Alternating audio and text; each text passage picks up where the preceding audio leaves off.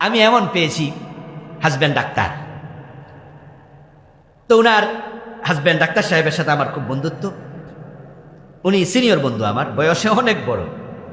আর যখন কাহিনী বলছি তখন আমি ছিলাম সৌমাসিয়ান, ধরুন আজ থেকে কমপক্ষে 15-20 বছর আগের কথা বলছি, আরো বেশি হবে মনে হয়, 2003-এর ঘটনা আর কি, তাহলে 20 বছর তো হবেই, 2-3-এর ঘটনা। তা আমি ডাক্তার সাহেবের একদিন শখে জিগাইলাম, উনার ওয়াইফ হলো প্রাইমারি স্কুলে হেড মিস্ট্রেস। তা আমি জিজ্ঞাসা করলাম যে ভাবির বেতন কত, যে দুনি আমার খুব কাছের মানুষ, জাস্ট জানার জন্য। আমিও তখন টিচার, আমার বেতন 4300 টাকা, আমি তখন লেকচারার প্রবাসন। তা আমার বেতন 4300, তাই ভাবি প্রাইমারি হেড মিস্ট্রেস, উনি জানি সরকারি কত টাকা পায়, জাস্ট কিউরিসিটি জানার জন্য বললাম ভাবির বেতন কত।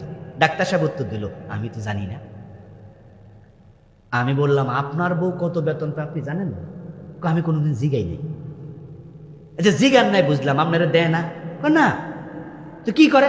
কাপড় কিনে। মানে উনি যা বললো আমি তা শুনেছি। আপনি কি করে? কাপড় কিনে।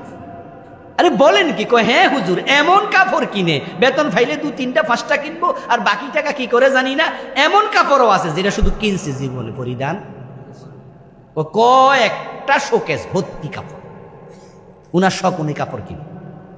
এবার আপনাদের কাছে প্রশ্ন করি, যে শুধু টাকা দিয়ে কাপড় কিনে, জামাইও জানে না, ওই জামাই কি অভাবী? ওমা কথা কয় না। ওই জামাই কি গরিব? ওই জামার সলভেন্সি আছে কি না? এ বউ কি আদৌ চাকরি দরকার ছিল? আমার প্রিয় ভাইরা, নারীরা যখন বাহিরে যাবে তখন তাদের পর্দায় কিছুটা ঘাটতি হওয়ার সম্ভাবনা আছে কিনা? গড় হলো পর্দার সাথে সবচেয়ে বেশি মুআফেক। এই জন্য আল্লাহ বলছে ওয়াকারনা ফি বুয়ুতিকুন্না, ও নারীরা ঘরের ভিতরেই থাকো। এখন আমাদের মেয়েরা ঘরে থাকতে রাজি নয়, বরং তারা সবাই ঘর থেকে বের হতে চায়। তাই মেয়েদেরকে এখন ঘর থেকে বের করার জন্য একদল নারীবাদী বের হয়েছে। আমরা পর্দার ওয়াজ করলে তখন তারা বলে হুজুররা মেয়েদেরকে প্যাকেট বানায়া ঘরে রাখতে চায়, নারী স্বাধীনতার বিরোধী। ও ভাইয়েরা, আমরা নারী স্বাধীনতার বিরোধী নই।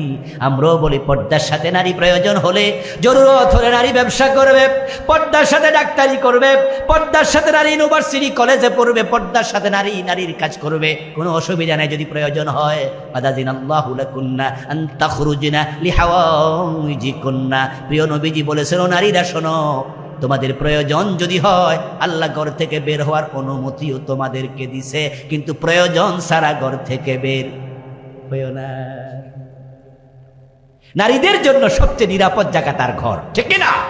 সবচেয়ে নিরাপদ জায়গায় থাকো।